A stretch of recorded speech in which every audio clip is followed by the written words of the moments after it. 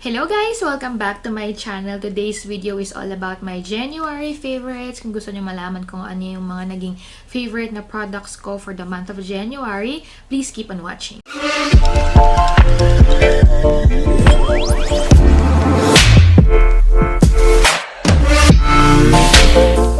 So actually guys, itong mga products na nandito, hindi lang January ko sila naging favorites. Siguro by end of last year, 2018, yung iba dito is naging favorite ko na. Pero hindi kasi ako masipag gumawa ng monthly favorites. Pero ngayon, itry ko na talaga na gumawa every month. Kaya ito ngayon, naipon sila, madami sila. So let's start muna tayo with a primer. And first is itong J1 Red Jelly Pack. And this is a makeup primer and skincare in one. Kasi sabi dito, it's also a anti-aging serum and anti-wrinkle ampule. So this one, ginagamit ko to sa T-zone ko. Kasi yung T-zone ko, yun yung unang humuhulas sa face ko. And ang isa pang problema ko is sa ilong ko. Pinsan parang hindi dumidikit yung primer or yung foundation sa part ng ilong ko. Hindi ko alam kung ako lang yun, pero pag ito yung ginagamit ko, talagang parang glue siya sa mukha ko and talagang nagsistick talaga yung foundation sa ilong ko, which sobrang gusto ko. And yun nga lang, may kamahalan siya, parang nasa $40 yata ito, pero sobrang gusto. Next guys is bagong discovery ko lang from PIXI na Glam Bag Plus, and this is the Hey Honey Good Morning Honey Silk Facial Serum. So ito is a facial serum, pero pwede rin siyang makeup primer. So, it's 2-in-1. Alam niyo naman ako, malig ako sa mga 2-in-1, 3-in-1, 4-in-1, ganyan. So, sobrang ganda nito kung meron kayong dry skin. This one, yung consistency niya is parang gel na going to silicone, parang ganun. And this one, ito nakakapagpa-hide siya ng pores. Also, napapasmooth out din niya yung skin ko kapag naglalagay ako ng foundation. Next is mga foundation. And itong foundation na to, na-share ko na to last year. Pero favorite ko pa rin siya nitong January kasi palagi ko pa rin siyang ginagamit. Ang shade ko pala is 425 dun sa mga nagtatanong and dun sa mga curious.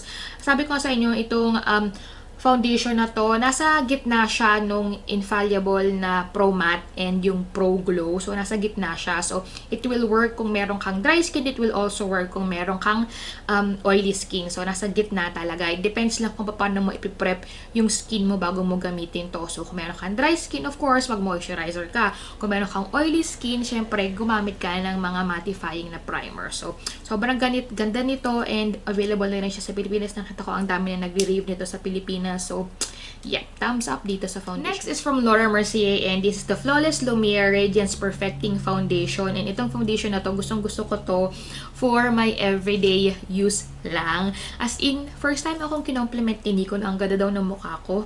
Na, wow, sabi niya, may makeup ka? Sabi niya ganun kasi na-cover niya kaagad talaga yung aking redness. So, yung dark spot, parang kailangan ko pang i-conceal ng kaunti. Pero parang na-even out niya yung mukha ko na ang fresh pa rin ang itsura ko kasi meron nga siyang radiance na finish. Ang problema lang dito is meron siyang flashback. Sobrang lakas ng flashback nito. So, huwag kayong mag-take ng kahit na anong flash photography kapag ginamit itong foundation. Next guys is mga concealer. So, first is itong COLOURPOP No Filter Concealer.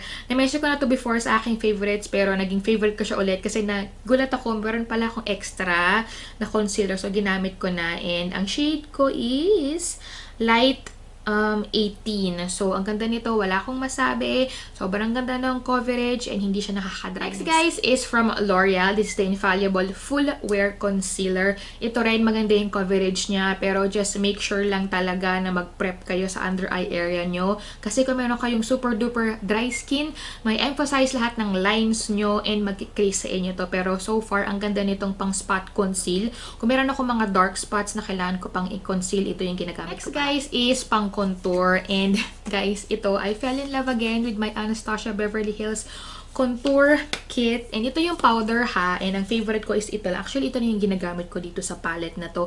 Hindi ko alam kung anong shade name nito. Kung alam nyo, let me know in the comments. Kasi ito lang talaga yung gusto ko. Siguro makakaubos ako ng ganito all the time. So, sobrang gusto ko to pang contour ng aking cheeks. I think ito yung perfect na pang contour itong shade na to kung meron kang fair or lightness. Next, ito naman is pang contour lang sa aking ilong. Alam nyo na yung favorite ko is yung MAC na, nakalimutan ko anong pangalan, pero yung MAC. Yun lang yung ginagamit ko pa contour ng ilong.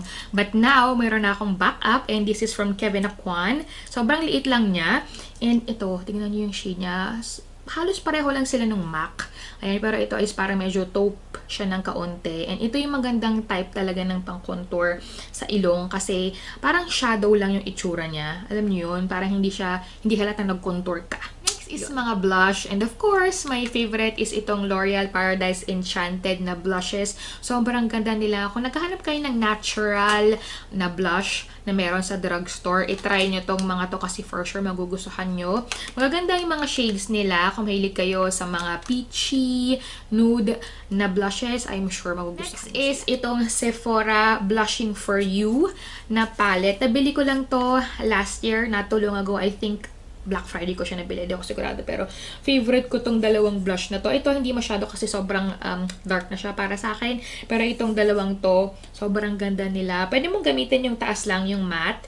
Pero maganda rin kapag kinumbine mo siya kasama ng may shimmer na blush. Sobrang ganda nila. And alam niyo naman ako, mahilig ako sa mga blush palette. Isa pang face palette na sobrang gusto ko is from Too Faced. This is the Natural Face Palette. So, nandito na lahat ng kailangan nyo. May bronzer, merong blush, and merong highlight. So, yung bronzer is itong Sunny Honey and Tropic Like It's Hot. So, itong Sunny Honey, ito yung madalas kong ginagamit kasi matte siya. Itong nasa baba is medyo may konting sheen siya.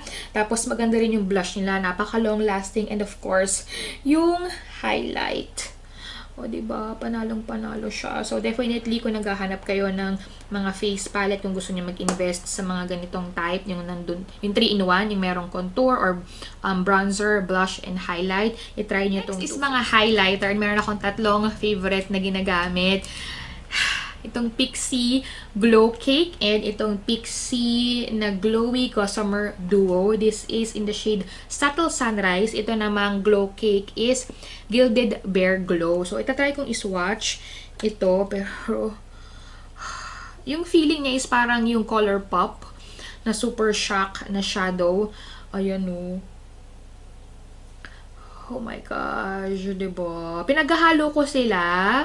Ito kasi parang medyo may pagka brown or pinkish. Hindi ko ma-explain. Hindi ako marunong mag-explain ng shade, mag-describe. Pero ito, pag pinaghalo mo sila, sobrang ganda nila sa balat. And ito namang PIXI GLOWCAKE na Gilded Bare Glow. Ito, you can use this as a blush. Itong part na to. Tapos dito is highlight. Let's try this one.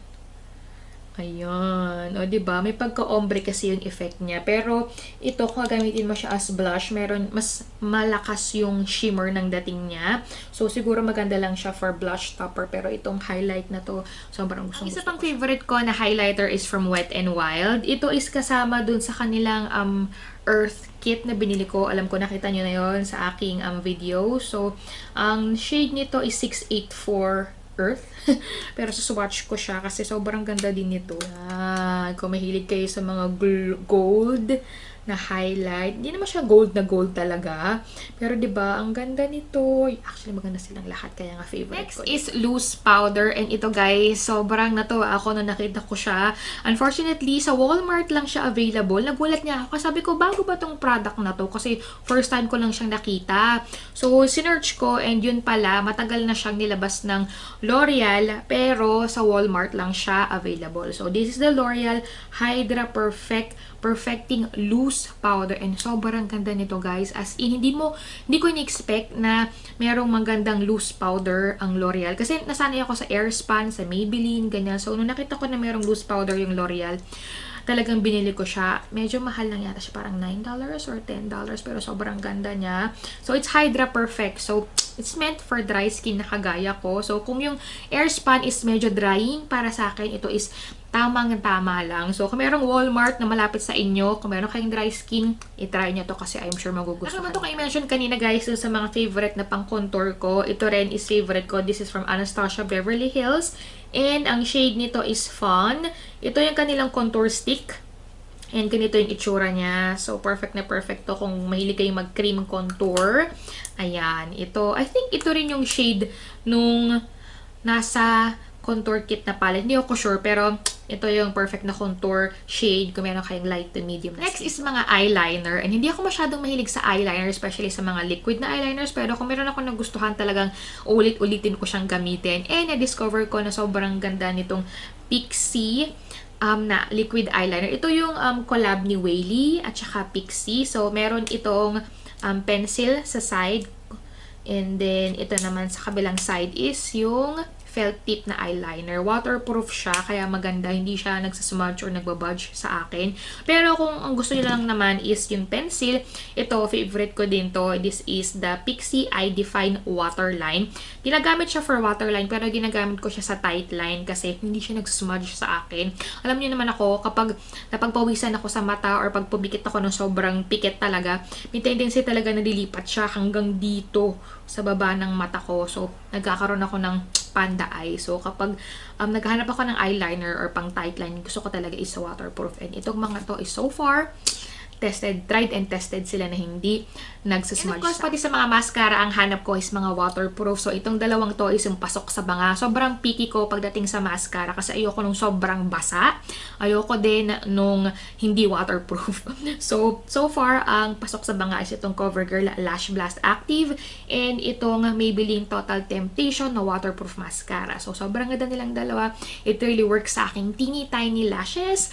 So, kung naghahanap kayo ng mga waterproof na mascara, itong dalawang Next naman is mga setting spray or mga facial spray. Meron akong tatlo. First is from PIXI. Nasabi ko na to sa aking PR haul. Nasabi ko ito yung pinaka-favorite ko. Kasi, di ba nga, favorite ko yung Glow Mist ng PIXI. Ngayon, naglabas naman sila ng Rose Glow Mist. Actually, pareho lang yata silang pinagkaiba is meron tong 7 flower oils. Yun. Pero sobrang ganda nito. Next is itong L'OREAL Lumi Shake and Glow Dewy Mist na amazed din ako dito. Hindi ko ini-expect na merong facial spray ang L'OREAL. I think bagong labas lang talaga to. So, sobrang ganda nito. Ginagamit ko to before and after ako mag-makeup. And ayan, diba? Talagang gamit na gamit siya. Hindi ko lang alam kung magkano ito. Pero, I think pasok sa banga pa rin itong product na to kahit Last but not the least is from COVERGIRL. So, this is the OUTLAST Active Cooling Setting Mist. Kung naghanap naman kayo ng mga mattifying and long-lasting na facial spray from the drugstore, COVERGIRL. Hindi kayo Next, guys, is from Rimmel London. So, this is their Lash Accelerator Serum. Para ito sa kilay and sa pilik mata. Pero ginagamit ko lang ito sa pilik mata. And so far, so good, guys. Nakikita ko yung effect niya. Talagang naging fuller yung aking lashes. Pero feeling ko, after a while, parang hindi na siya gumagana. Pero nakita ko talaga yung improvement niya doon sa first 2 weeks. Talagang kumapal at saka naging black yung aking lashes. Ay, pagpapatuloy ko pa, titignan ko pa kung may ihahaba pa yung aking pilik mata. Kasi minsan, di ba, parang nasa genes na natin yon na ganito lang talaga yung ihahaba ng ating pilik mata. So, pero, yeah, pagpapatuloy ko guys is, oh my gosh, sobrang thankful ako dito. Holy grail talaga na skincare ko na to. This is from Curology and ito is prescribed talaga ng dermatologist kasi alam niyo naman sobrang nag-breakout ako last year kaya talagang ito na talaga yung pinatulan ko and so far hands down ang galing talaga. Ang aking laman nito is azelaic acid, hindi ko lang tama ka-pronounce ko, clindamycin and zinc pyrithione. Hindi ko alam. Pero sobrang ganda nito. Kung meron talaga kayong sobrang breakout na hindi na talaga gumagana kahit anong gamitin yung skincare, mag-Curology kayo kasi talaga makakatulong talaga sa mga breakouts. And last but not the least, guys, is itong Fresh Beauty Lotus Youth Preserve Dream Face Cream. So, na-mention ko na to sa aking PR unboxing haul pero sobrang ganda nito.